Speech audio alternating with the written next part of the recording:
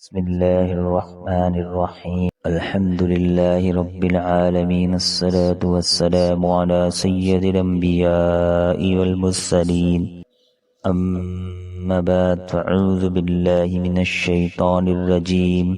بسم الله الرحمن الرحيم. كداب آل فرعون والذين من قبلهم كذبوا بآيات ربهم فأهلكناهم بذنوبهم وأغرقنا آل فرعون وكل كانوا ظالمين. صدق اللہ العظیم۔ ترجمہ کنز ایمان۔ جیسے فرعون والوں اور ان سے اگلوں کا دستور، انہوں نے اپنے رب کی آیتیں جھٹلائیں تو ہم نے ان کو ان کے گناہوں کے سبب ہلاک کیا، اور ہم نے فرعون والوں کو ڈبو دیا اور وہ سب ظالم تھے۔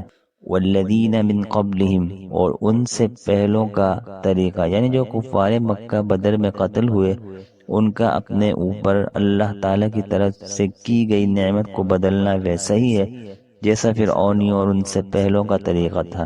انہوں نے اپنے رب عز و جل کی آیتوں کو جھٹلایا تو ہم نے ان کے گناہوں کے سبب بعض کو زلزلے سے ہلاک کر دیا، بعض کو زمین میں دھسا دیا، بعض پر پتھروں کی بارش، بعض کو تیز آندھی سے اور بعض کو شکلیں بگاڑ کر ہلاک کر، جبکہ فرعونیوں کو غرق کر دیا۔ اسی طرح ہم نے کفار قریش کو تلوار سے ہلاک کر دیا۔ مردودوں اور مقبولوں کے واقعات پڑھنے کی ترغیب۔